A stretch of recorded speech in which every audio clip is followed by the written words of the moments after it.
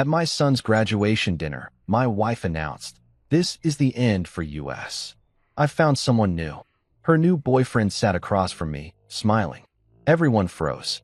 I leaned in and said, "Thanks for the heads up." Before leaving, I slipped her an envelope. What she saw inside left her screaming. You'd think your son's college graduation dinner would be one of those heartwarming, proud dad moments they make commercials about. You know, the kind with slow piano music, happy tears, and a narrator saying, he sacrificed everything to see his son succeed. Yeah, no. Mine turned into a full-blown reality TV finale, except I didn't sign a release form. We were at the Grand Oaks Hotel ballroom, the kind of place that smells like money and desperation. The chandeliers looked like they'd been handcrafted by angels with trust funds. Every table had white linens so starched they could cut glass, and waiters floated around like tuxedoed ghosts serving overpriced happiness on porcelain plates.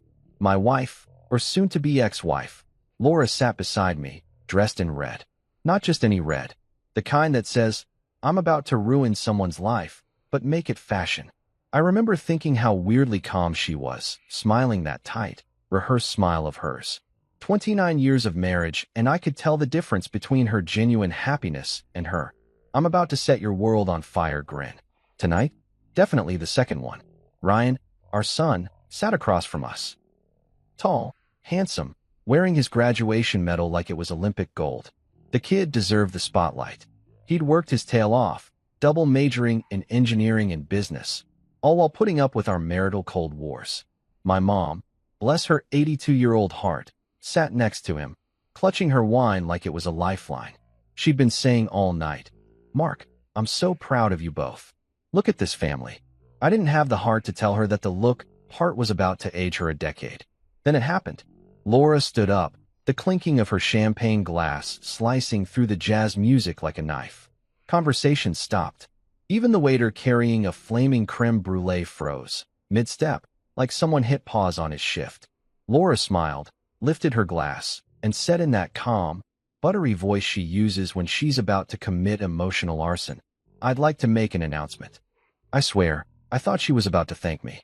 Maybe something about how I supported her through the years, how proud she was of Ryan, how grateful she was that I handled literally every financial thing in her life. But no, of course not. "This," she began, her voice echoing across the room, "is the end for us, Mark. I've found someone new." The room collectively gasped like an audience at a bad soap opera. My son's fork clattered onto his plate. My mom whispered something that sounded suspiciously like Latin prayer mixed with murder intent. And sitting right across from me, looking like a cologne commercial gone wrong, was this someone new, Dylan Matthews. Dylan, her gym trainer, a man whose brain capacity could be measured in grams of protein. He was the kind of guy who flexed when he breathed, wore shirts 2 sizes too small, and probably thought emotional depth was a workout routine. His spray tan had its own zip code. And yet, there he was, grinning like he just unlocked a bonus level in life, stealing a man's wife. I leaned back in my chair, letting the silence simmer. My pulse was calm, too calm, the kind of calm that comes right before you do something that'll end up on the evening news. Everyone stared at me, waiting for me to explode, throw wine, maybe even pull a dramatic soap opera feint. Instead, I smiled. "Thanks for the heads up, Laura," I said, keeping my tone polite, almost casual. Dylan's grin faltered, just a bit. Laura blinked, probably expecting tears or yelling. But nah, I'd already had my breakdown 3 weeks ago, alone in the garage, sitting in the dark, when I first confirmed the affair. I'd done my grieving. What she was seeing now was the man who'd moved on to the execution phase. I reached into my jacket pocket and slid a sealed envelope across the pristine white tablecloth. The soft rasp of paper against linen sounded louder than thunder. "You might want to open that after dessert," I said. Laura frowned, curiosity flickering in her eyes like a cat spotting a laser pointer. "What is this?" she asked, her voice carrying that same fake innocence she used whenever she maxed out our credit card on business expenses. "Oh, just a little something to commemorate the night," I said, sipping my wine. "Think of it as my graduation gift to you." Ryan stared at me like he wasn't sure if I was losing my mind or writing a plot twist. The guests, mostly Laura's friends and her yoga-loving clients, pretended to sip their drinks, but were obviously eavesdropping like it was their job. Laura hesitated, then ripped open the envelope. She scanned the first page, her face shifting from smug confidence to confusion, to horror, to full-on existential crisis. Her lips parted in disbelief. What is this?" she whispered. "Oh, that," I said, leaning forward, smiling pleasantly. "That's a copy of the divorce papers. You've officially been served." The gasp that went around the table was the kind you only hear in courtroom dramas or family reunions gone wrong. My mom nearly choked on her water. Dylan blinked so hard I thought his contact lenses might flee in protest. Laura's voice cracked. You can't just do this here." "Why not?" I asked, shrugging. "You just ended our marriage in public. I figured it'd be rude not to match your energy." For a split second, no one moved. Even the band stopped mid-note. It was like time itself froze just to see what would happen next. Then came the scream. Sharp, primal, a noise that probably registered on the hotel's earthquake sensors. "You humiliated me," she shrieked, standing so fast her chair toppled backward. "Oh, come on, Laura," I said, calm as ever. "You can't be humiliated if you're the one doing the humiliating. That's like trying to rob a bank and then suing them for giving you the money." Her hands trembled as she flipped through the papers. You had this planned?" "Planned?" I tilted my head. No, just prepared. Like a fire extinguisher." Ryan stood up slowly, eyes wide. "Mom, what is this?" "You're leaving Dad?" "With Dylan." Laura opened her mouth, but nothing came out. Dylan finally tried to speak, voice cracking like a teenager's. "Hey, man, I didn't mean for this to happen, you know? Love just finds a way." I turned to him, smiling like I was about to hand him a life lesson wrapped in barbed wire. "Dylan, my man, love didn't find a way. It found a dumbbell." Someone at another table snorted. The waiter carrying dessert coughed to hide a laugh. Laura's eyes darted between me and the documents. "You're going to regret this," she hissed. "Oh, I doubt it," I replied. "You see, that envelope isn't just divorce papers. It's also a financial audit. Turns out those retreat payments you made to your little wellness fund account were technically embezzled company funds. So yeah, you're not just walking out of this marriage. You're walking straight into a legal circus." She froze, face draining of color. I could practically hear her brain doing math. You wouldn't." "Already did," I said. "You might want to check your clinic's account balance tomorrow morning." I froze it. "Call it financial posture correction." Ryan sank into his chair, running a hand through his hair. "Dad, this is insane." "Oh, trust me, son," I said, still smiling. Insane would have been staying quiet. Dylan looked lost, his expression a combination of confusion and protein deficiency. "So wait, what does that mean for the gym stuff?" "It means," I said, "you should start saving up for your own apartment. Laura's not exactly going to have a wellness empire to fall back on." My mom finally spoke, voice trembling but satisfied. "Well, I did always say, what's done in the dark will come to light." I raised my glass toward her. "Cheers to that, Mom." The entire ballroom was dead silent except for the faint hum of the air conditioner and the muffled jazz restarting awkwardly in the background, as if even the saxophonist wasn't sure it was safe to play again. Laura stood there, shaking, clutching those papers like they were her last shred of dignity. Dylan reached out to touch her arm. She jerked away. The waiter, poor guy, finally gathered the courage to whisper, "Would anyone care for dessert?" "Yes," I said brightly. "I think we've earned it." Everyone laughed nervously. Everyone except Laura, who stared at me with eyes that could ignite furniture. "You're evil," she spat. "No," I said softly, leaning in just enough for only her to hear. "I'm just done being your background character." And then came the final act, Laura's second scream.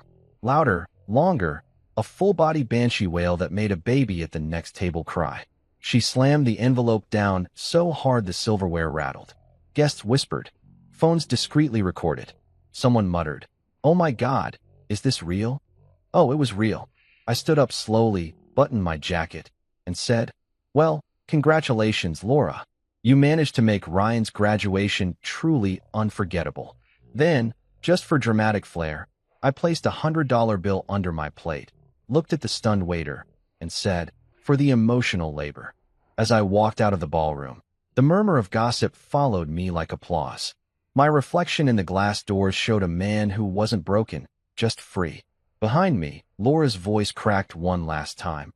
"You'll regret this, Mark." But I was already gone, the echo of her scream fading behind me, mixing with the faint sound of clinking glasses and whispered disbelief. And if I'm being honest, that scream was the sweetest soundtrack I'd ever heard. Funny thing about betrayal, it doesn't start the day you get stabbed. It starts with the little paper cuts you ignore. The missed calls, the "I'm just tired" excuses, the emotional autopilot that turns "I love you" into background noise. Looking back now, it's almost funny how I thought Laura and I were solid. We weren't solid. We were a beautifully decorated time bomb. When I met her back in 1993, she was a psychology student with a wild laugh and an even wilder sense of purpose. She used to talk about helping people find their true selves. Ironically, she ended up losing hers somewhere between a yoga mat and an Instagram filter. But back then, man, she was magnetic. She had that kind of charm that made you forget common sense. I met her at a campus tech fair. I was fixing an ancient desktop computer for a professor who thought RAM was just yelling louder at the machine. Laura showed up looking for someone to fix her dorm laptop. She leaned over my shoulder while I worked, smelled like vanilla and ambition, and asked, "So, you do this for fun, or are you trying to take over the world?" I told her, "Why not both?" She laughed, and just like that, I was hooked. We started dating fast. She was all energy and ideas. I was logic and caffeine. She said she liked how calm I was, how I made her feel safe. I liked that she made me feel alive, even if it sometimes felt like standing too close to a bonfire. By the time she graduated, I'd already started a little side hustle fixing computers out of my apartment. The name? Next Byte Solutions. At the time, it was just me, a folding table, and a prayer. She told me I'd build something huge one day, that I had CEO energy. And because I was young and stupidly in love, I believed her. The early years were chaos wrapped in ramen noodles. We lived in a one-bedroom apartment above a laundromat, the kind where the walls vibrated every time someone washed towels. We didn't have much, but we had each other, or so I thought. She'd come home from her psychology classes, sit cross-legged on the couch, and talk about dreams, therapy, and energy alignment while I soldered circuit boards and figured out how to pay rent. She used to tell me, "You're gonna make it big, Mark. And when you do, don't forget to breathe." Yeah, well, joke's on her. Turns out I forgot to breathe around year 15. When we finally got married, I thought it was forever. I gave her everything. My time, my focus, my blind trust. She said she wanted to open a wellness center someday, and I backed her all the way. Every paycheck, every late-night coding session, every damn decision I made was about building a life for us. She used to say we were a team. You and me, baby, partnership, growth, shared dreams. What she didn't specify was that I'd be sharing my wallet, my patience, and eventually my wife, with a guy who probably thinks Socrates was a protein supplement. Still, in those first 10 years, things looked good. Next Byte grew fast. We moved from the laundromat apartment to a small house in the suburbs. She got her degree, started taking clients as a therapist, and began teaching yoga on weekends. Ryan was born in year 5, tiny, loud, and already smarter than both of us combined. Laura doted on him. I remember her standing by the crib one night, whispering, "We did it, Mark. We really did it." And I believed her. I really did. What I didn't realize was that we meant different things to us. To me, we meant us against the world. To her, it meant, "I'll let you handle the world while I light candles and charge crystals." But even then, I didn't complain. I was too busy hustling, growing Next Byte, chasing clients, building stability. I used to joke that my love language was direct deposit. She'd laugh and say, "Mine's emotional connection." I didn't know emotional connection came with a gym membership and a personal trainer named Dylan 2 decades later. The first cracks weren't obvious. They never are. They sneak in quietly, disguised as progress. Laura became more polished, I guess, more image conscious. Her social media turned into a motivational quote museum. Rise, align, evolve. Meanwhile, I was in the trenches managing payroll and tax filings. The contrast was hilarious if you think about it. She was posting about vibrational balance, while I was arguing with accountants about depreciation schedules. I was the logic, she was the glitter. One thing I'll give her credit for, she was ambitious. And at first, that ambition inspired me. She talked me into expanding my business, hiring staff, upgrading the office.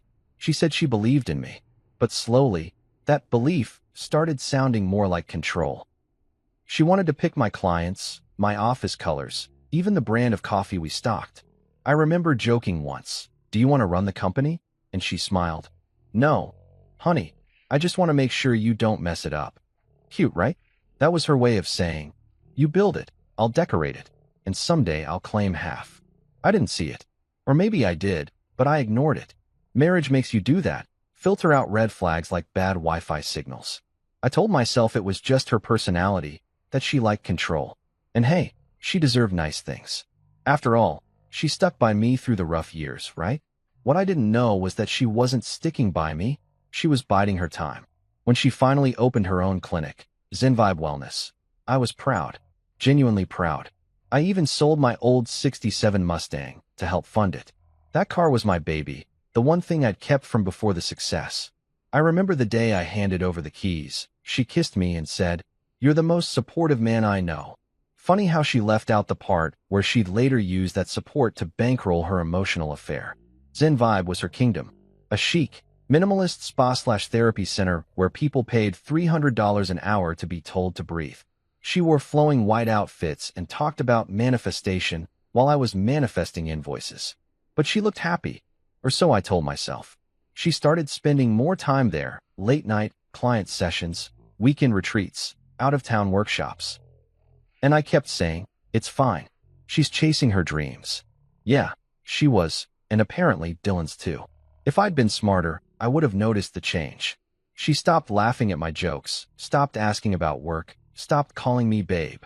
I thought we'd just hit a midlife slump, that we were both too busy.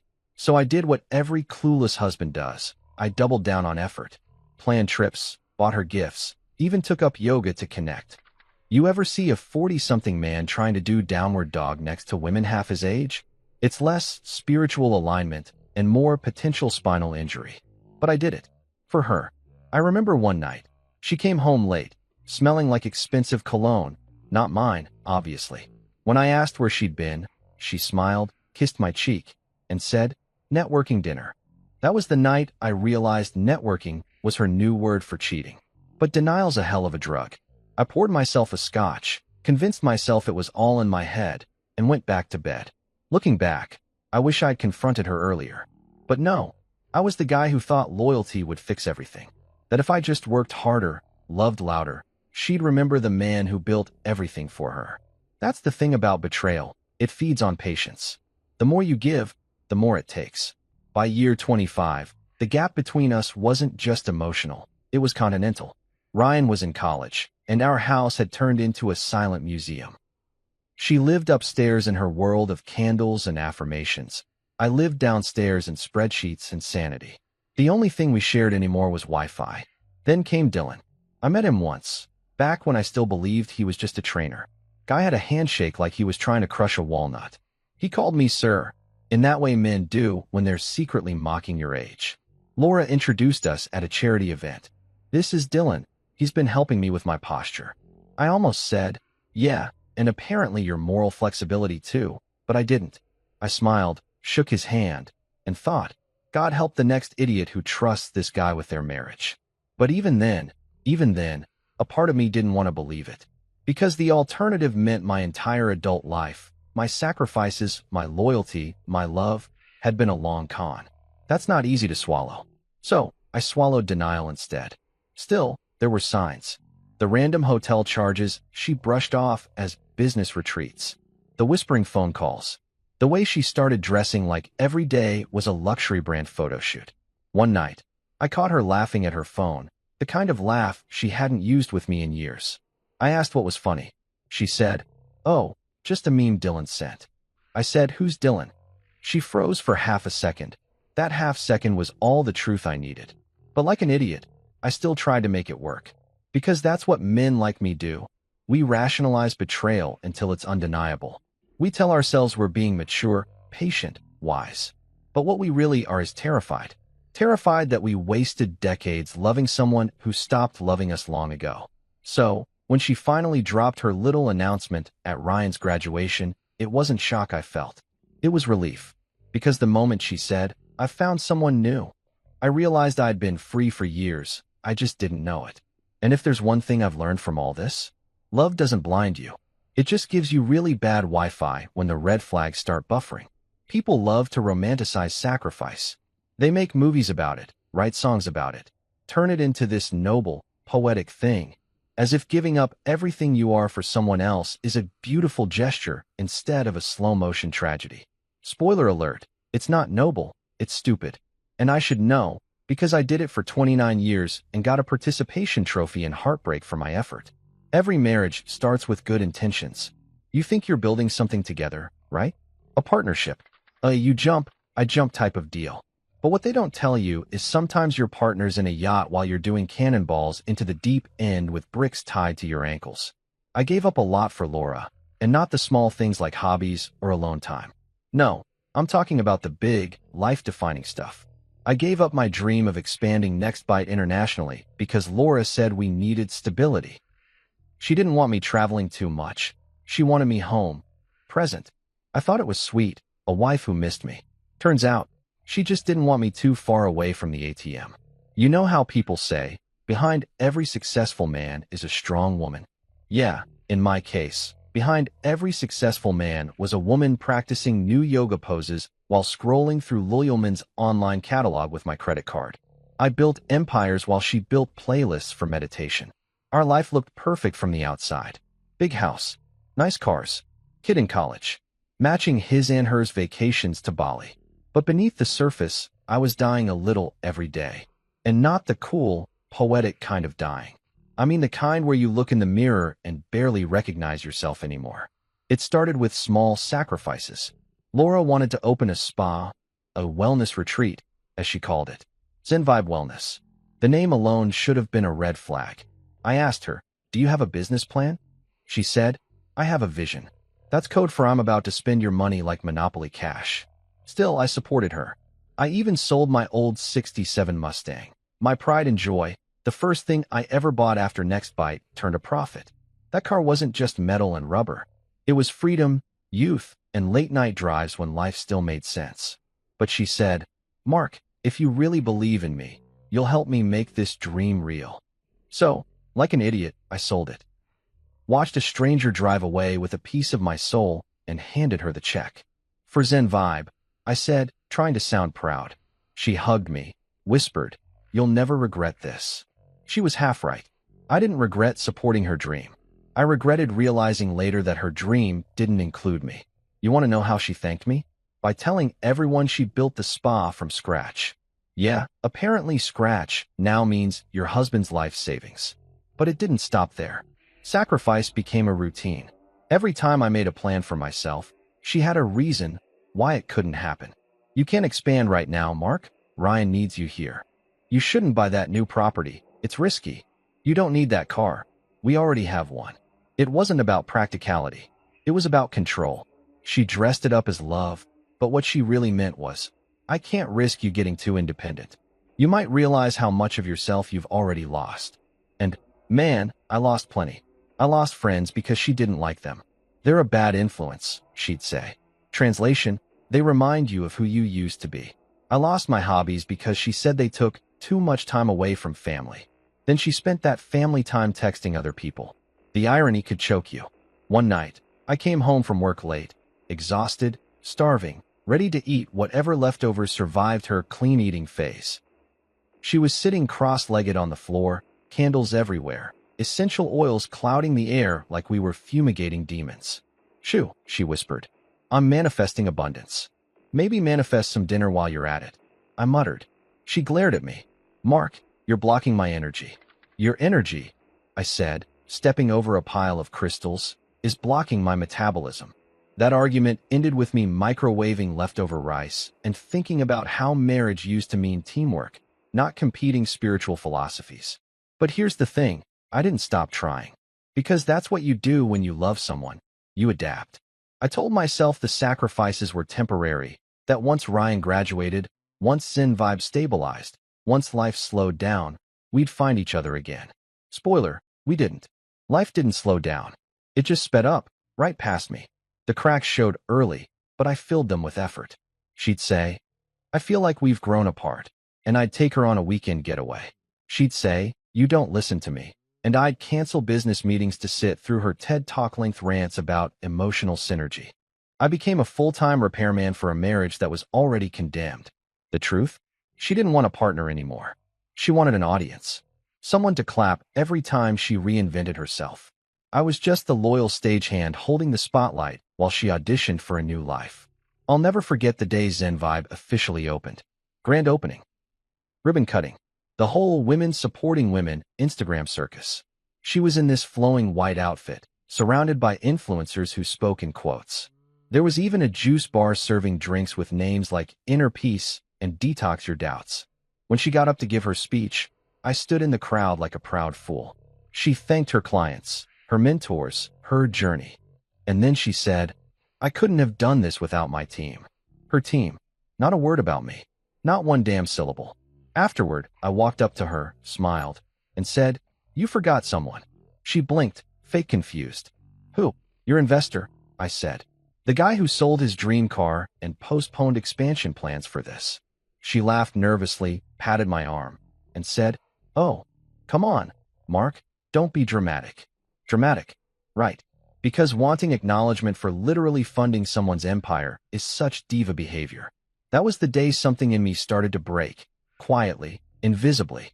The kind of break you can't see on x-rays, but feel every time you breathe.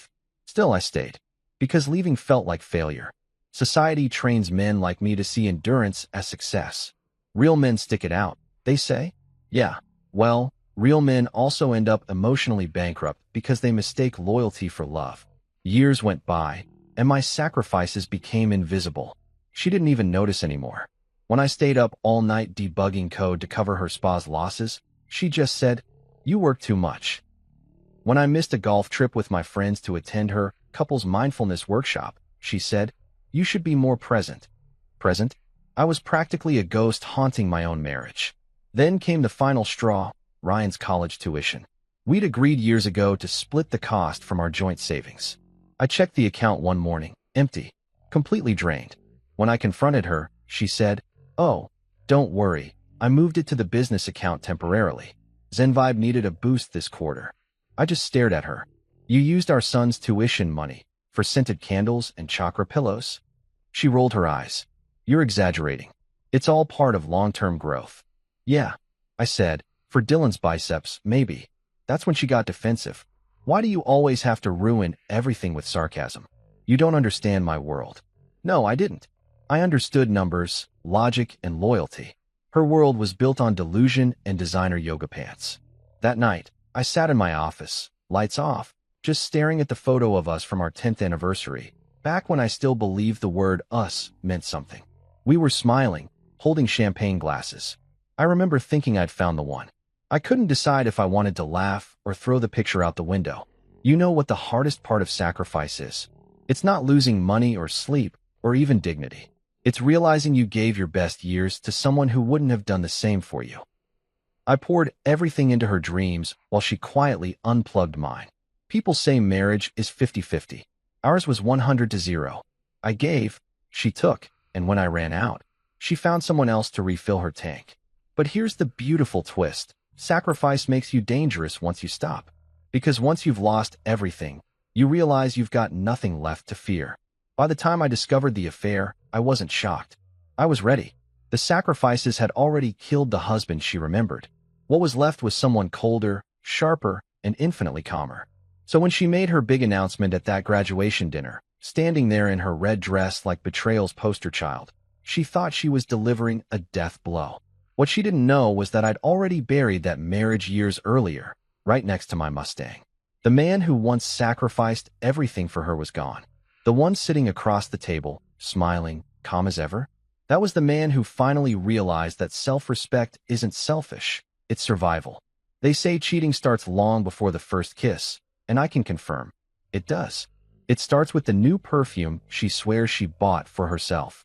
It starts with the gym bag that suddenly weighs as much as a bodybuilder's ego. It starts with the way she stops laughing at your jokes, but giggles at texts you're not allowed to see. That's where the cracks begin. Not loud, not obvious, but quiet enough that you start doubting your own instincts. For me, the first real crack wasn't even about Dylan. It was about distance. Not the miles kind, the emotional kind.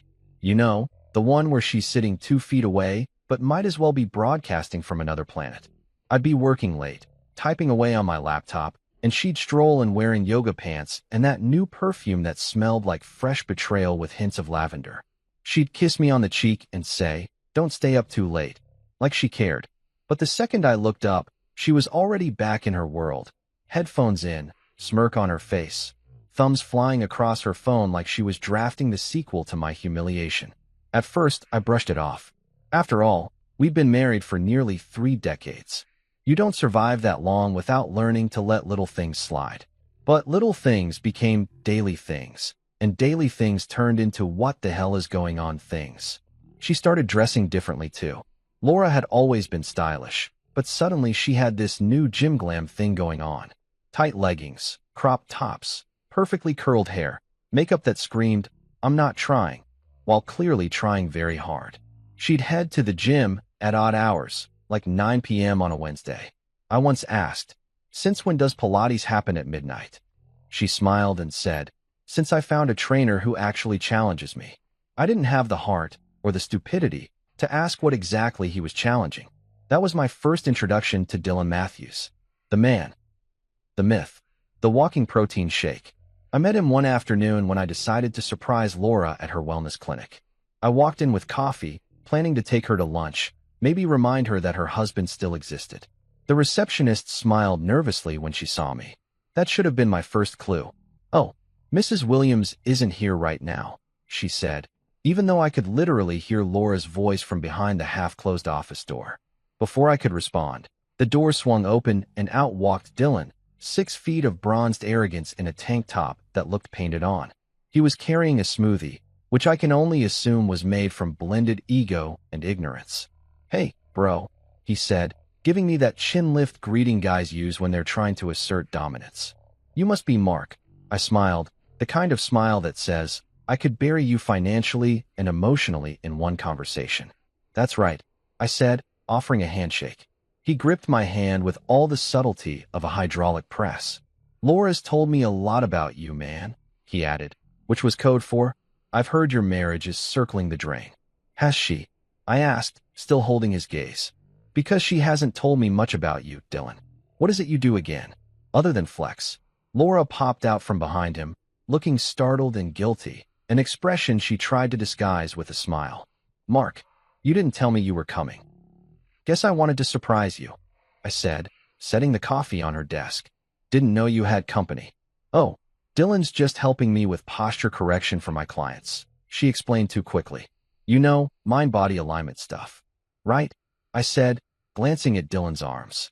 "I'm sure those biceps are excellent for aligning minds." He grinned like an idiot. "You'd be surprised, bro." Oh, I bet I would. That day stuck with me. Not because of what they said, but because of what they didn't. She never introduced me as her husband. Just Mark. Not my husband. Not Ryan's dad. Not even the man who pays for this whole building. Just Mark. Like I was some random vendor dropping off supplies. After that, the shift became impossible to ignore. She started talking about Dylan all the time. Dylan says stress manifests in the body. Dylan says posture affects confidence. Dylan says green juice heals trauma. Dylan says. It got to the point where I half expected her to start quoting him in her sleep. One night at dinner, she even tried to give me a lecture about my energy imbalance. She said, "Mark, you've been so tense lately. Maybe you should come to the gym with me sometime." I almost choked on my food. "The same gym where your spiritual life coach/weightlifter works?" "Yeah, I'll pass. I don't want to compete for mirror space." She frowned. "You're so cynical sometimes." Dylan says cynicism is a form of emotional blockage.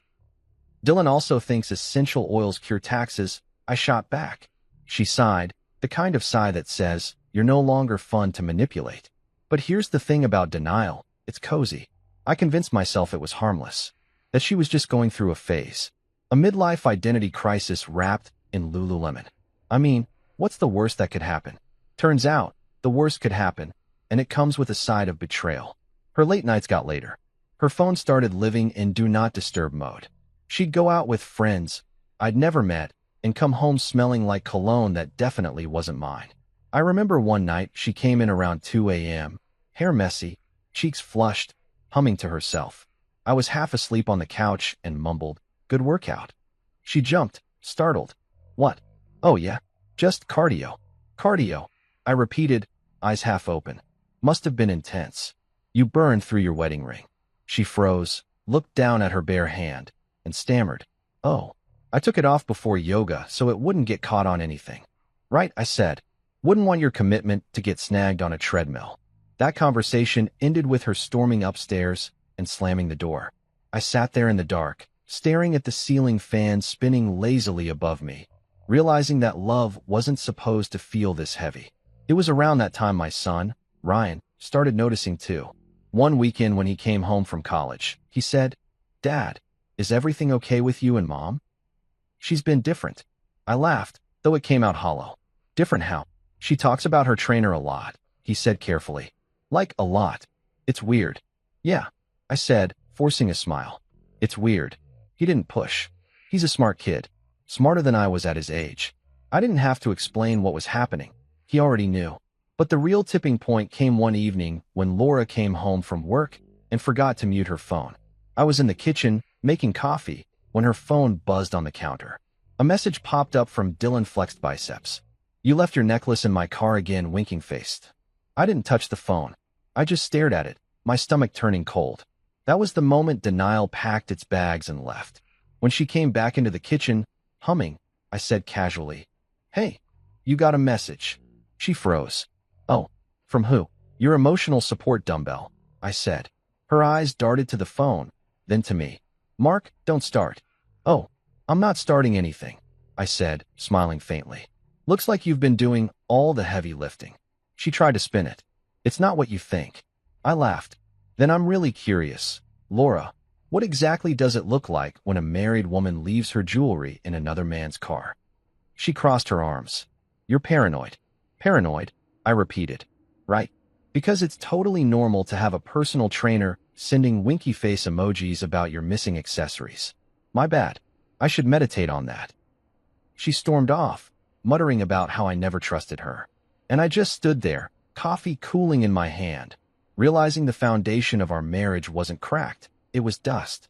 That night, I lay awake thinking about all the years I'd spent sacrificing, supporting, believing. The first time she'd said she needed space, I gave it. The first time she'd said she needed money, I gave that too. And every time she said she needed more, I gave until there was nothing left but sarcasm and caffeine holding me together. But here's the twisted part.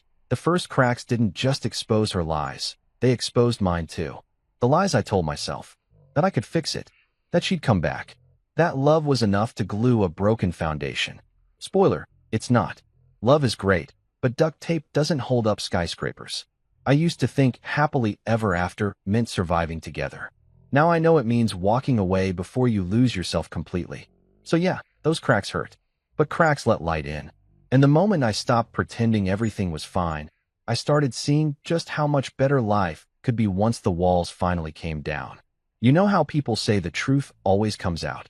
Yeah, well, they forget to mention it usually shows up with receipts, tax deductions, and a side of emotional whiplash. I didn't catch Laura in the act. Nope. I caught her through the oldest, least romantic way imaginable, financial records. If love languages had a dark side, mine turned out to be Excel.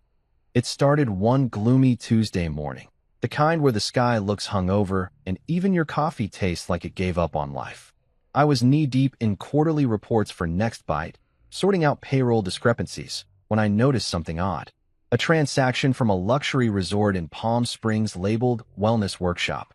That's funny, I thought, because I didn't remember authorizing a company retreat in a five-star hotel known for couples packages. At first, I thought it was a clerical error. Maybe one of my employees accidentally used the wrong card. So I called the accounting department. "Hey, did we book a company trip to the Rosewood Mirage Resort?" There was a pause on the line, followed by laughter. "Mark, unless our new project involves yoga mats and rose petal baths, I don't think so." That's when the hairs on the back of my neck stood up. Because I knew who loved yoga mats and rose petals. Curiosity became caffeine-fueled paranoia. I opened our joint credit card statements, something I hadn't done in years because, well, I trusted her. Huge mistake. Right there, between grocery store charges and utility bills, were receipts that read like a romance novel with better lighting. Camelot Restaurants. A boutique jewelry shop called L'Amour d'Or. And the best part? 2 tickets to the Secret Harmony couple's retreat. I sat back in my chair, staring at the screen, mouth dry. I wasn't angry yet. Just numb. The kind of numb where your brain tries to reboot like an old computer. Maybe she took a client? Maybe it's for business. My denial was so creative I could have won an Oscar. But then I saw the dates. Same weekend she told me she was at a mindfulness seminar in Santa Barbara. Right. Because nothing says mindfulness like matching robes and champagne. When she got home that evening, I was sitting at the kitchen counter, laptop open, a glass of whiskey in hand. "Hey, babe," she said, kicking off her heels. "You're home early." "Yeah," I replied casually, "just doing some accounting." Her eyes flicked to the laptop. "Oh, yeah," I said, turning the screen toward her. "Question for you. Were you mindful at the Rosewood Mirage last month? Or just hydrated?" Her smile froze. "What are you talking about?" "Palm Springs. Wellness workshop. Candlelight dinner. Sound familiar?" She blinked, then forced a laugh. "Oh my God, Mark, you're being ridiculous. That was a business trip. I took my assistant, Claire." I tilted my head. "Interesting. Because I called the hotel. They have you listed for 2 guests, Ms. Williams and Mr. Dylan Matthews. Unless Claire had a sudden gender transition mid-yoga, I'm gonna guess that wasn't her." Her jaw dropped. "You called the hotel?" "Oh, I did more than that," I said, smiling the way villains do right before they monologue. "I also checked our accounts. You've been spending more time with Dylan than a Fitbit ad." She stepped back, eyes wide, voice trembling. "Mark, you're overreacting." "Overreacting?" I laughed. "Laura, you've been cheating on me with a man who thinks dumbbells are a form of self-expression, and you used my credit card to fund it. You can't even cheat economically." Her face turned red. "You don't understand? It's not like that." "Really?" I asked. "Because the $1,200 dinner at Le Jardin looks exactly like that." She crossed her arms, trying to regain control. "It was business, Mark. Dylan helps with my client's physical therapy." "Sure," I said, leaning forward. "And I'm the tooth fairy." "Come on, Laura. You used to be better at lying." Silence. For a long, awkward minute. The only sound was the refrigerator humming. Even the appliances knew to stay quiet. "Finally," she said softly, "I wasn't happy, Mark." I stared at her. "And that gives you the right to destroy what we built." Her voice cracked. "You stopped listening to me years ago. Dylan listens. He cares. He understands me." "Oh, I'm sure he does," I said dryly. "Especially between bench presses." "Don't mock me," she snapped. "Then stop auditioning for a Lifetime movie." I shot back. "You had every chance to tell me you were unhappy. Instead, you picked a guy who probably thinks a prenup is a type of protein shake." That hit her. She turned away, rubbing her temples. "You wouldn't understand." "Try me," I said, standing. "Because from where I'm standing, it looks like you traded loyalty for abs." She didn't answer. And in that silence, I realized something. I wasn't even heartbroken anymore. Just disappointed. Because deep down, I'd always known she was capable of selfishness. I just didn't think she'd prove me right so spectacularly. That night, after she went upstairs, I opened my laptop again. If she was planning an escape, she wasn't going to do it with my money. I went full Sherlock Holmes with a spreadsheet. Every transfer, every business expense, every wellness fund. That's when I found it. A joint account under the name Wellness Retreat Fund, shared between Laura Williams and Dylan Matthews. Over $35,000 of our savings gone. I stared at the numbers, my pulse steady. The betrayal wasn't emotional anymore. It was financial, and I could work with that. The next day, I drove straight to see Carmen Reyes, my longtime friend and lawyer. Carmen was the kind of woman who could win a court case while painting her nails. Sharp, fearless, and allergic to stupidity. When I showed her the documents, she didn't gasp. She just smiled slowly and said, "Oh, honey, she's done." "What do you mean?" I asked. Carmen leaned back in her chair, tapping a manicured nail on the prenup. "Your wife insisted you sign this years ago, right?" "Yeah. Said it was to protect us both." "Protect her, you mean?" I sighed. "So what does it say?" Her grin widened. "It says that if either party commits infidelity, the prenup becomes null and void. And considering you've got enough evidence to start a reality show, guess who gets the house, the business, and the assets? I blinked. You're kidding. She sipped her espresso. Mark, I don't kid about legal victory. This is the holy grail of revenge clauses. I sat there, processing it all. Years of sacrifice, of silence, of pretending everything was fine. All of it suddenly shifted. For the first time in decades, the power wasn't hers. It was mine. Carmen leaned forward. Here's what you're going to do. You're not going to confront her again. You're going to keep acting like the same old, naive husband. Let her get comfortable. Let her think she's winning. And when the time is right. I finished her sentence. Drop the hammer. She smiled. Exactly. That night, I drove home lighter than I'd felt in years. Laura was on the phone when I walked in, whispering something that sounded suspiciously affectionate. She hung up quickly when she saw me. Long day? She asked, all sugar and guilt. The longest, I said, kissing her cheek. But hey, it's worth it. You're worth it. Her eyes softened, maybe out of relief. That's sweet, Mark. I smiled, pouring myself a drink. Just making sure my investments are secure. She laughed nervously, clearly unsure if I was joking. I was. And I wasn't. Over the next few weeks, I gathered everything I needed. Bank statements, screenshots, hotel invoices, even a copy of that damn wellness fund registration. Carmen's advice was simple. The bigger the stage, the better the show. And Laura? Oh, she was already planning her finale. One evening, she came home giddy, saying, Ryan's graduation dinner. I want to plan it myself. You've done so much lately. You should just relax. I almost laughed. Sure thing, sweetheart, I said. Make it unforgettable. She smiled, completely unaware that I was way ahead of her. I'd already drafted the divorce papers, frozen our accounts, and attached every financial since she'd committed. I even threw in a bonus, screenshots of her love notes to Dylan. Carmen called it Exhibit A, Dumb Decisions. Still, I played the part. I asked about the dinner, complimented her new wardrobe, even helped her pick a venue. She thought I was finally being the attentive husband she'd always wanted. In reality, I was the stage manager for her public downfall. Looking back, that day, Discovery Day, wasn't just the day I found out she cheated. It was the day I found clarity. Because betrayal does something strange to you. It strips away the fantasy, the excuses, the fake smiles. It shows you who people really are and who you've been pretending to be. I'd spent years thinking I was the rock holding our marriage together. Turns out, I was just the foundation she'd been quietly eroding. But not anymore. As I stared at that manila envelope on my desk, the one labeled Operation Freedom, I couldn't help but grin. I wasn't the victim anymore. I was the architect.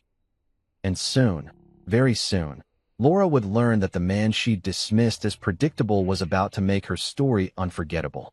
There's a certain satisfaction in walking into a lawyer's office knowing you're not the one in trouble for once. It's like going to the dentist and realizing you're there for a cleaning, not a root canal. That's exactly how I felt walking into Carmen Reyes's office. Except Carmen didn't do cleanings. She did surgical removals. Specifically, of cheating spouses from people's financial empires. Her office looked like it was designed to intimidate politicians. Floor-to-ceiling windows. A panoramic city view that screamed, "Don't mess with me unless you've already written your will."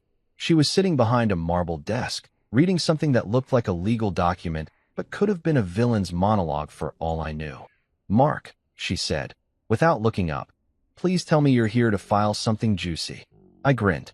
"Let's just say I brought you a buffet." Carmen looked up, her red glasses sliding down her nose. "Oh, honey, you look like a man who just found the detonator he's been praying for."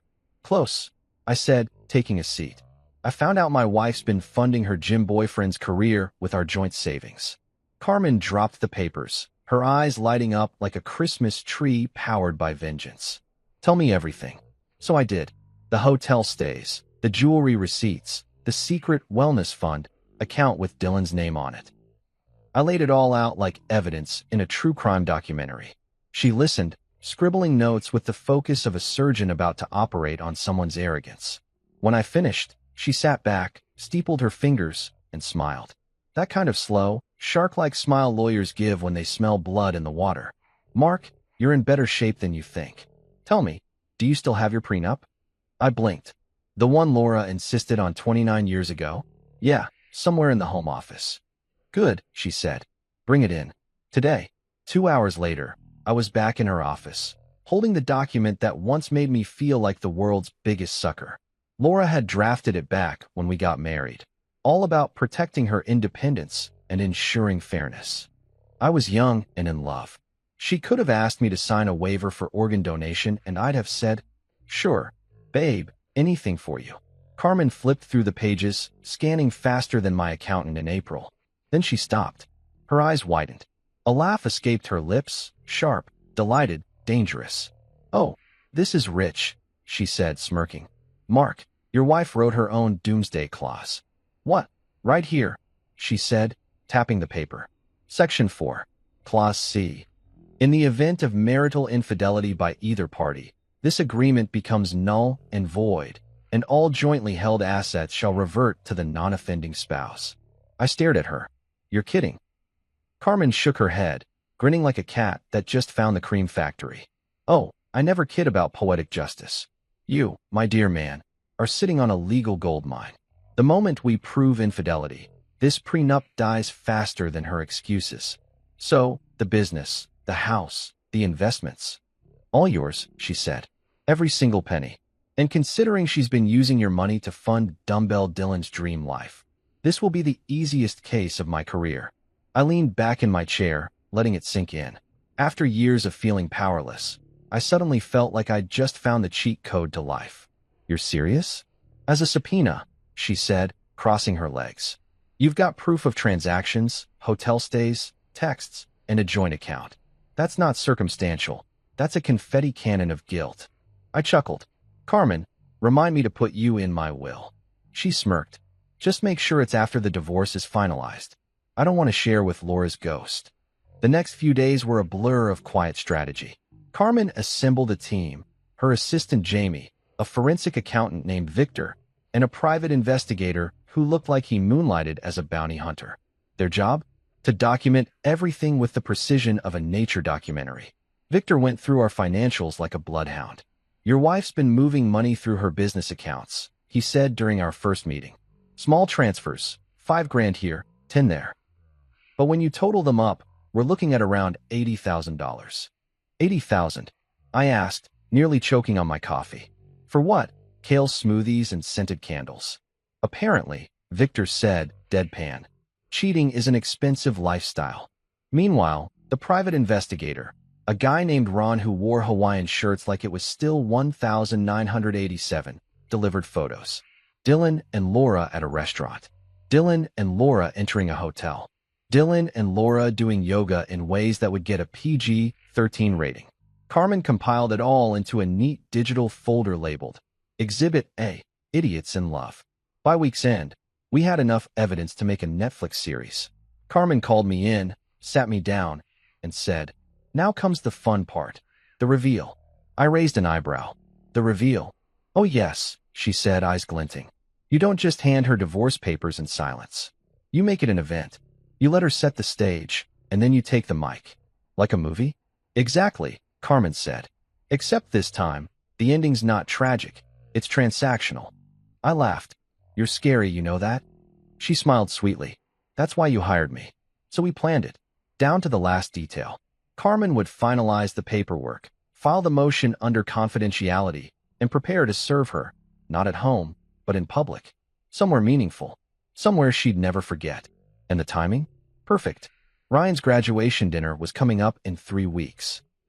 Laura had already volunteered to plan the whole thing, which meant she'd be in her element. All smiles, all attention, all about appearances. Exactly the kind of audience she lived for. Carmen loved it. "Oh, honey," she said, "you couldn't script this better if you tried." During those 3 weeks, I became an actor in my own life. I played the doting husband, nodding at her stories about clients and retreats. I even complimented her new dresses, the same ones Dylan probably helped unzip. I smiled, listened, and quietly watched her hang herself with her own arrogance. There were moments where I almost pitied her. Almost. She'd sit across from me at dinner, talking about self-growth, emotional realignment, and energy healing. completely unaware that her financial karma was already en route, wearing high heels and carrying a subpoena. Ryan called one night to confirm the dinner arrangements. Mom said it's going to be fancy, he said. She booked the Grand Oaks Ballroom. You cool with that? Oh, I'm more than cool, I said, glancing at the manila envelope on my desk. I'm looking forward to it. The day before the dinner, Carmen called to finalize everything. You sure you're ready? She asked. I was born ready, I said. She laughed. Then I'll see you there. I'll be in the corner, just in case she tries to play victim. Victim, I said. Carmen, she wrote her own confession in financial transactions. The only thing she's a victim of is poor decision-making. That night, Laura came into my office, humming, wearing that red dress she always saved for special occasions. You're going to love tomorrow, she said, smiling. Oh, I bet I will. She tilted her head. You seem different lately. Relaxed. I shrugged. Guess I finally learned to let things go. She kissed my cheek and said, That's good. I think we both deserve a fresh start. Oh, sweetheart, I thought. You have no idea. The next morning, I woke up early, dressed in my best navy suit, polished my shoes until I could see the reflection of a free man staring back. I looked calm. Too calm. The kind of calm that makes people nervous. On my way out, I passed by Laura's car in the driveway. The license plate frame read, Good energy attracts good things. I couldn't resist smiling. Guess your magnet's broken, I muttered. As I drove to the venue, Carmen called. All set. The documents are printed, signed, and filed. She's about to have the worst dinner of her life. Carmen, I said, you're an angel. She laughed. I prefer avenging spirit. When I arrived, the ballroom was stunning. Chandeliers, jazz music, proud parents everywhere. Laura had outdone herself. She looked radiant, confident, untouchable. And Dylan? Oh yeah, he was there too, pretending to be just a friend, sitting 2 tables away, smiling like a man who didn't realize his bank account was about to collapse.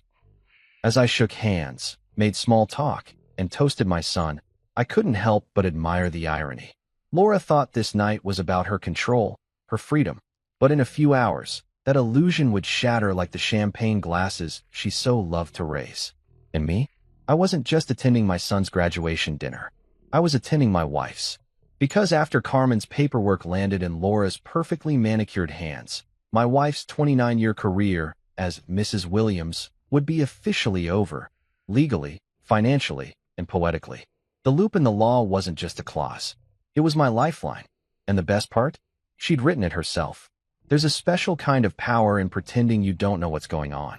It's like being the only sober person at a party. You see everything clearly, but you act like you're drunk just to let the fools keep dancing. That's exactly what I did for the next month.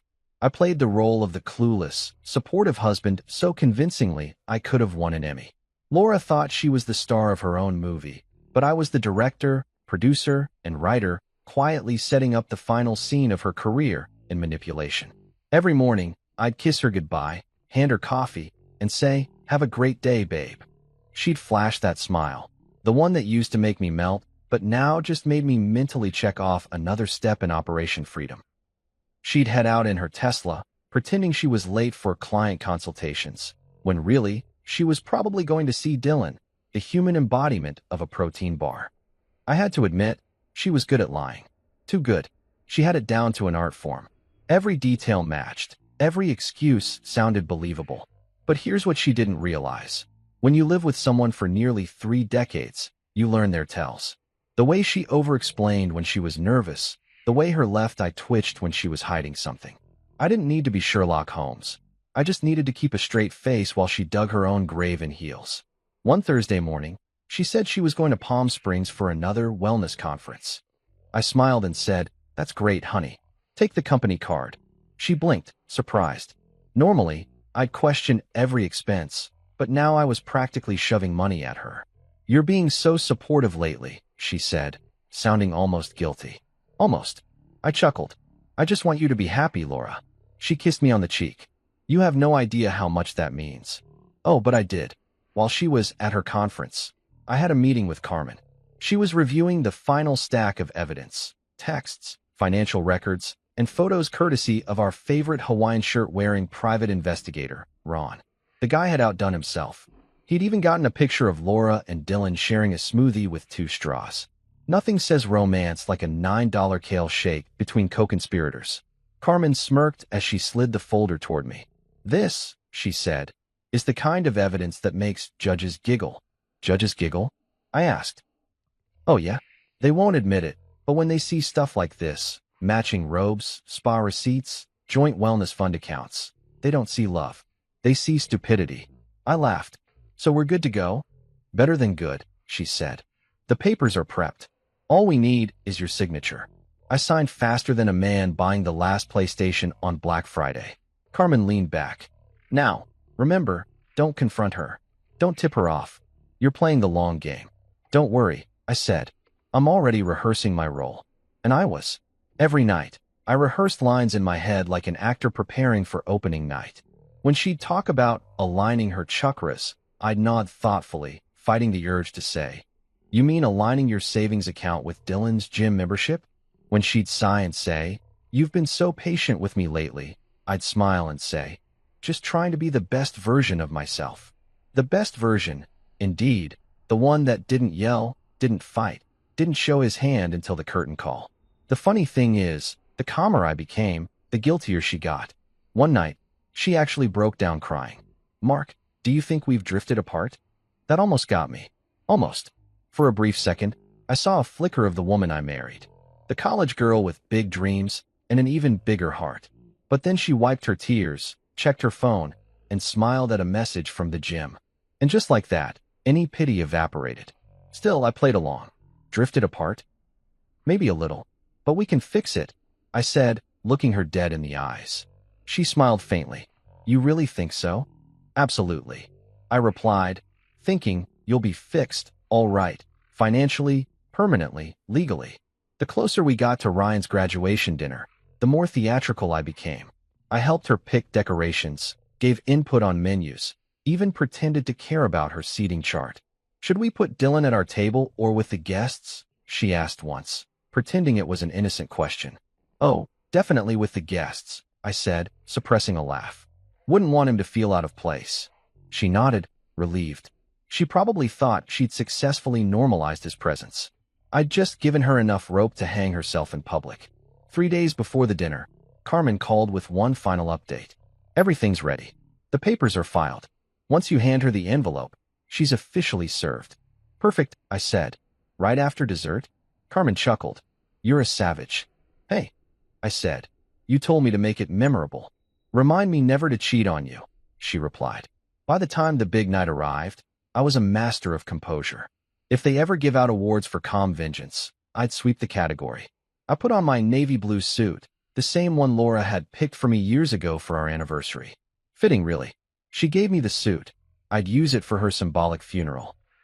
When we got to the Grand Oaks ballroom, everything looked straight out of a luxury magazine. Gold centerpieces, string quartet, champagne tower. Laura was in her element, floating from guest to guest like a hostess on a victory lap. She looked stunning, radiant even, the perfect picture of success. Too bad success was about to file for separation. Dylan showed up halfway through the evening, wearing a suit that was trying way too hard. The man strutted in like a motivational speaker who'd just learned what cologne was. I watched him shake hands, laugh too loud, and, of course, wink at Laura when he thought no one was watching. He even had the nerve to introduce himself to my mother. Ma'am, I'm Dylan, he said with that fake smile. My mom blinked, unimpressed. Oh, you're that Dylan, she said. He looked confused. What do you mean? She smiled sweetly. Nothing, dear. Just praying for your safety. I nearly choked on my drink. Throughout dinner, I kept my cool. Laura gave a little speech about family, growth, and new beginnings. Irony must have been the main course. Ryan beamed with pride, oblivious to the storm brewing 2 feet away. And I smiled, clapped, raised my glass, and waited. When dessert rolled around, chocolate souffle with raspberry drizzle, because of course, it was showtime. Laura stood up again, tapped her glass, and said, Before we close this wonderful evening, I have something important to share. Here it comes, I thought. She turned to me, that same fake sweet tone coding every word. Mark, this is the end for us.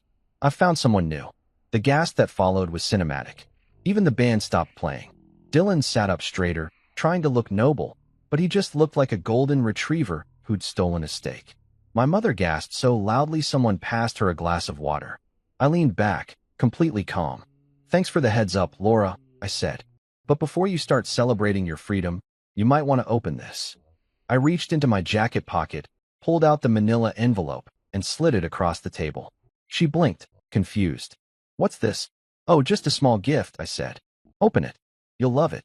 She tore it open, expecting something sentimental. Maybe divorce papers with a love note? No, it was far worse. Inside was a full copy of the prenup, the evidence folder, and the official court filing. Carmen had even added a sticky note on the front that read, "Namaste, you played yourself." As her eyes scanned the pages, the color drained from her face. What is this?" she stammered. "Proof," I said, "of everything you thought you got away with." Dylan leaned over, squinting at the papers. "Wait, what's a nullified prenup?" Carmen appeared from the corner of the room like a magician revealing the final trick. "It means, Mr. Matthews, that your girlfriend just lost everything." The entire room erupted in whispers. Laura's mother fainted into the breadbasket. Ryan looked like someone had just told him Santa was a con artist. Laura turned to me, shaking. You planned this?" "Of course I did," I said calmly. "You planned betrayal. I planned closure." She tried to speak, but Carmen was already sliding another document toward her. "You've been served," she said, her tone so smooth it deserved a soundtrack. Laura's lip trembled. "You can't do this." "Oh, I can," I said, standing up. "See that clause you wrote all those years ago? The one about fidelity? Turns out karma's a contract, too." Dylan muttered under his breath. "This is insane." "No," I said, straightening my jacket. "This is justice.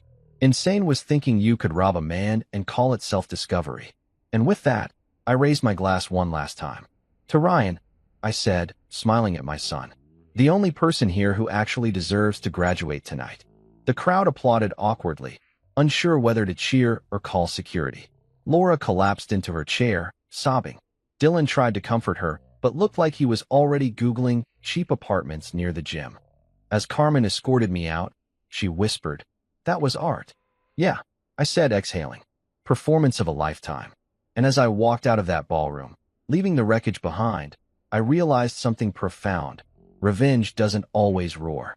Sometimes it just smiles, sips champagne, and exits quietly, while the guilty choke on dessert. There are moments in life when time doesn't slow down.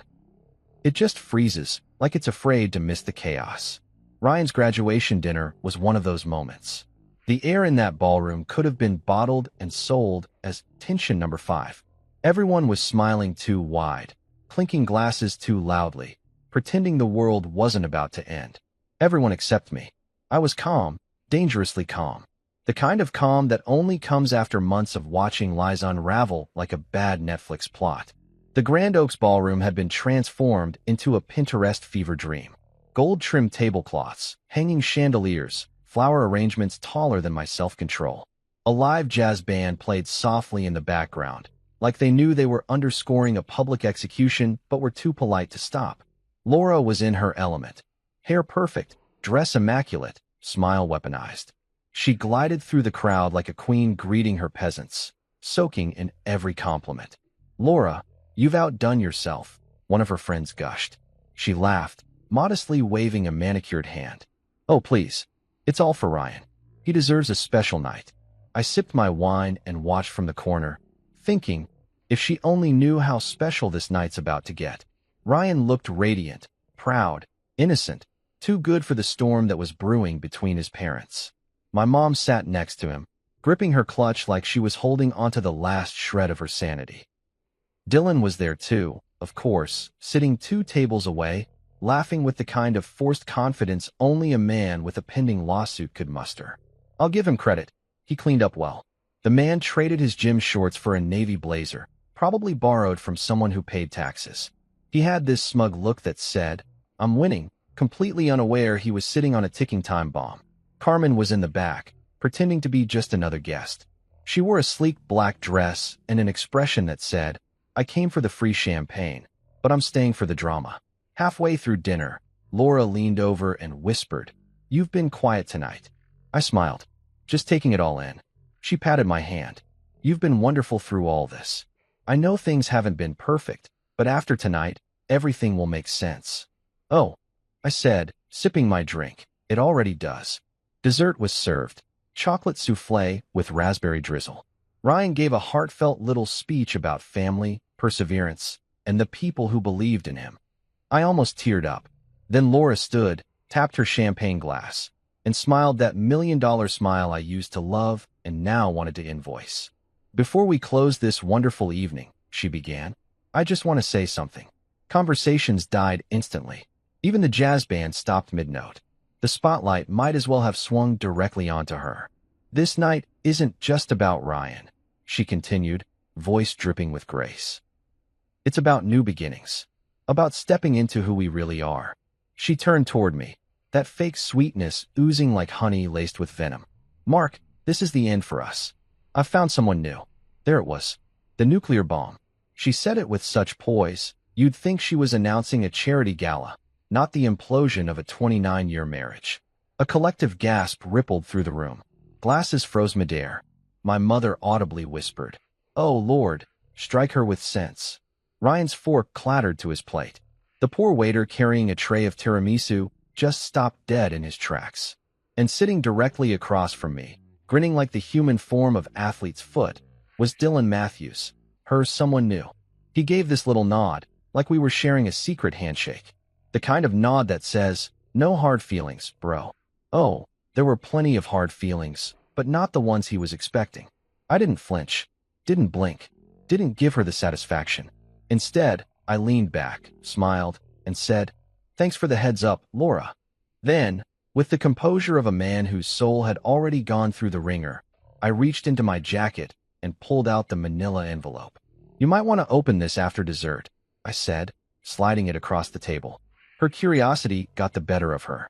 She opened it immediately, probably thinking it was some sentimental note or financial parting gift. What she pulled out instead was the legal equivalent of an atomic bomb. Inside were the divorce papers, the financial audit, and a printout of her little wellness fund joint account with Dylan. On top was a copy of the prenup, her prenup, with the fidelity clause highlighted in bright yellow. Carmen had even added a sticky note that said, Smile for the cameras. Laura started reading, her expression morphing from confusion to horror to rage. The silence in the room was deafening. Then came the scream. It wasn't just a scream, it was a symphony. High-pitched, dramatic, full of regret and disbelief. What is this? She shrieked, waving the papers like a madwoman. I took a calm sip of wine.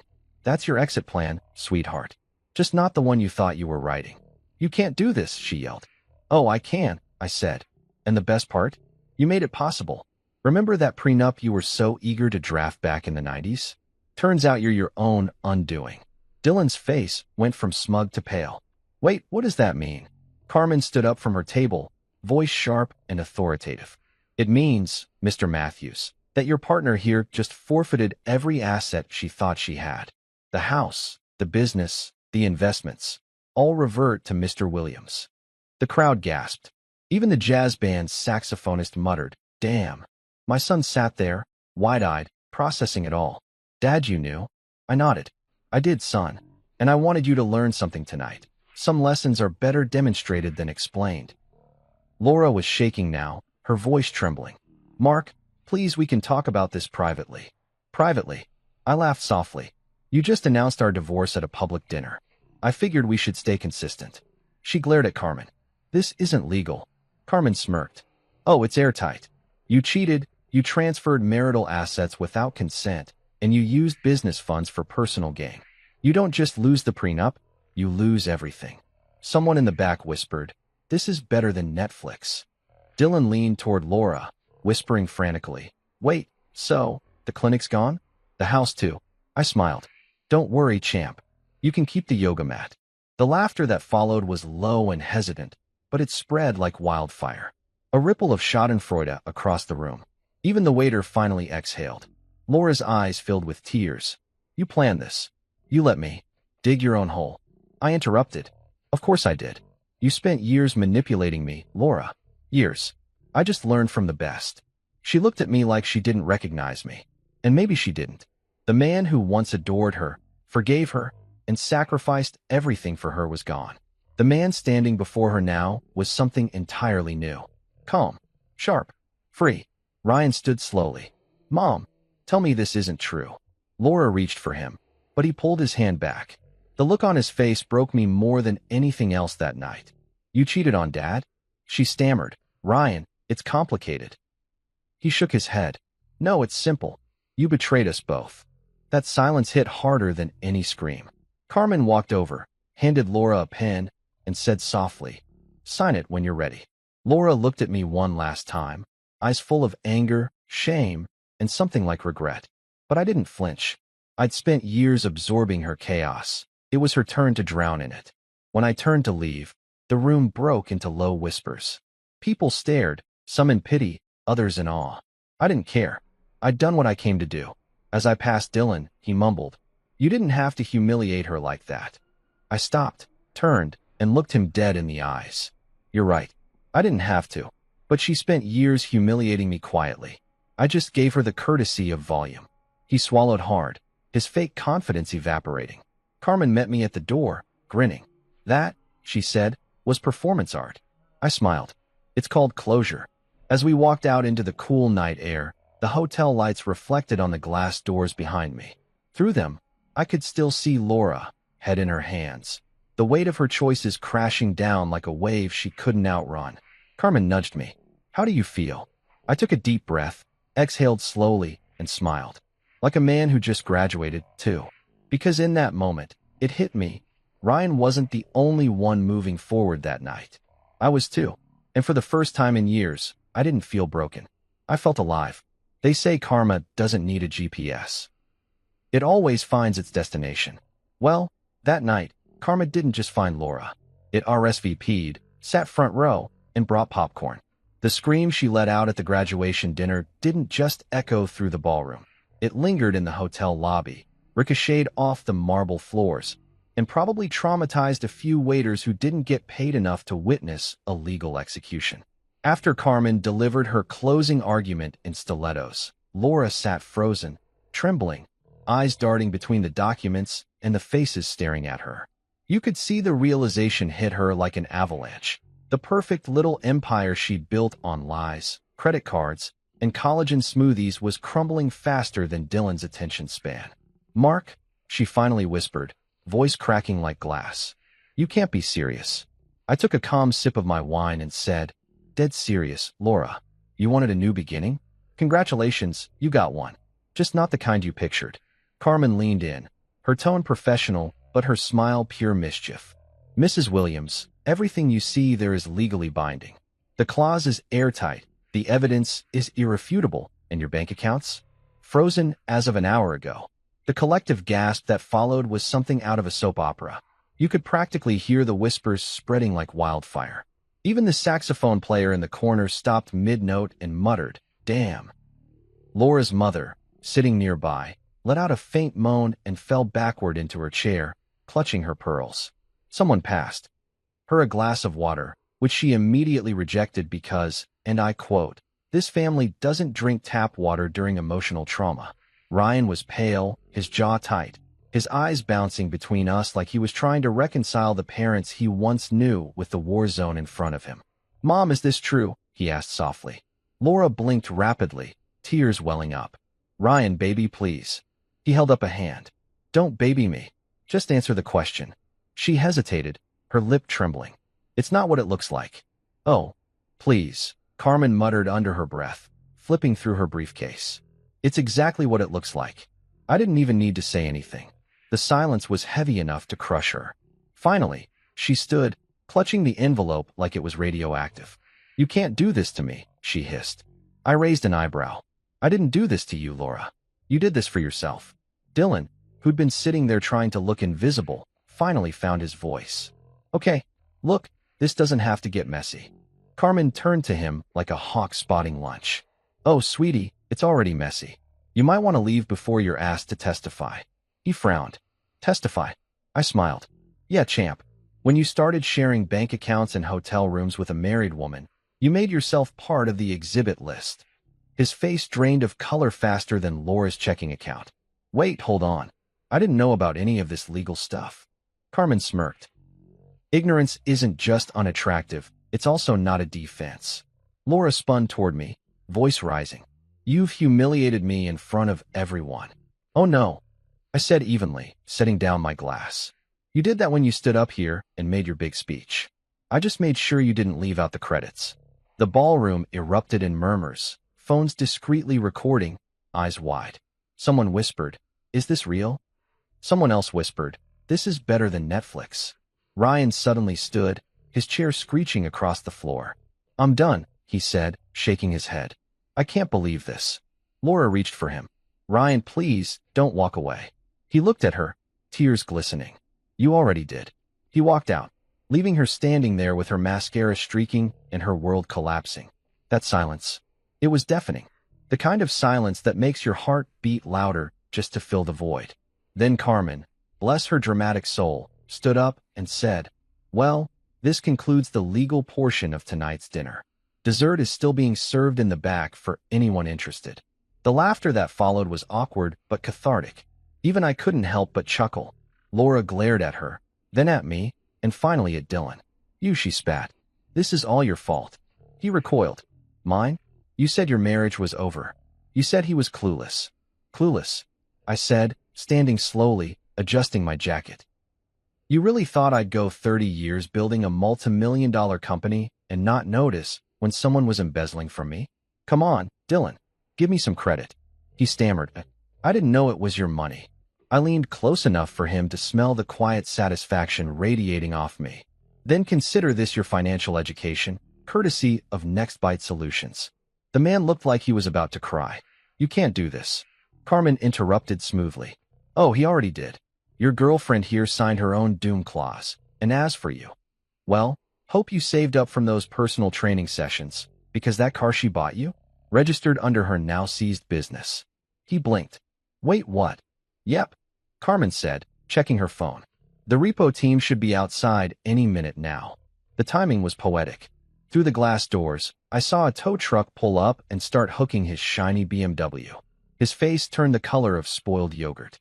Laura screamed again, this time a raw, guttural sound that stripped away all the polished poise she'd been clinging to. "You can't take everything from me." I tilted my head. "You're right. You can keep your crystals." That was the last straw. She lunged forward, and for a terrifying second, I thought she was actually going to throw her champagne at me. But before she could, Carmen calmly intercepted, holding up her hand. "Careful, Laura. Assault in public? That'd make a great addendum to our case." Laura froze, trembling. Then her body seemed to deflate, all the rage draining out at once. She collapsed into her chair, sobbing uncontrollably. "I gave you everything, Mark," she whispered. "Everything." "No," I said quietly. "You took everything, and now you're just giving it back." And for once, she didn't have a comeback. Security eventually escorted her out, gently but firmly, with Dylan trailing behind like a lost puppy. The guests began dispersing, whispering, avoiding eye contact like witnesses leaving a crime scene. Ryan didn't return, but I didn't blame him. He needed space. I'd just handed him a front-row ticket to the unmasking of his own mother. Carmen walked over, her heels clicking against the marble like a victory march. "You good?" she asked. I exhaled. "Good doesn't even begin to cover it." She smiled. "You handled that like a pro." Most men would have yelled, thrown things, maybe cried. I smirked. "I prefer paperwork." She laughed. "You know, this might go viral. You're trending in someone's group chat already." "Great," I said dryly. "Maybe I'll finally be famous for something other than paying for other people's dreams." As we left the ballroom, I glanced back one last time. The tables were a mess, half-eaten desserts, spilled champagne, and the lingering ghosts of good intentions. In the center of it all, the manila envelope sat abandoned, a quiet symbol of closure. Outside, the air was crisp, the night sky painfully clear. Carmen patted my shoulder. "You did good, Mark. You didn't just end a marriage, you reclaimed your life." I nodded. "Yeah, and for once, it's mine alone." She grinned. "So what's next for Mr. Freedom?" "First," I said, "I'm buying back my Mustang." Carmen laughed, shaking her head. "Of course you are. Just don't let any yoga instructors near it." We both chuckled, the sound echoing in the quiet parking lot. The tow truck drove off in the distance, Dylan's car in tow, a fitting metaphor if there ever was one. As I got into my own car, I looked at my reflection in the rearview mirror. For the first time in years, the man staring back wasn't tired, beaten, or compromised. He was focused. That night, I went home alone. No arguments. No fake apologies. No forced silence. Just peace. I poured myself a drink, sat on the back porch, and listened to the city hum in the distance. The chaos had finally ended, and in its place was something I hadn't felt in years: clarity. Laura lost her empire that night, and I found mine again. And as I leaned back, staring at the stars, I realized something funny. For years, I thought she was my partner. Turns out, she was just the plot twist. And me? I was finally the author again. 6 months later, my life looked nothing like the wreckage Laura left behind. The house was mine again. Peaceful, quiet, free of her scented candles that always smelled like regret and false enlightenment. I'd renamed my company Rebyte Tech, a cheeky reminder that even when life crashes, you can always reboot. Business was booming, I was sleeping better, and, for the first time in years, I didn't wake up dreading what new self-care expense Laura would invent. Ryan and I were closer than ever. He still struggled with everything that went down, but he finally understood the kind of man his father really was, the kind who stayed calm in the fire and came out cleaner. Some nights, we'd grab dinner at the same restaurant where the great graduation meltdown happened. The staff still recognized me. One waiter even called me Mr. Closure once, and I didn't even correct him. As for Laura, she lost everything. The clinic, the house, the reputation, poof. Word spread fast about the wellness queen who funded her side guy supplements with stolen marital assets.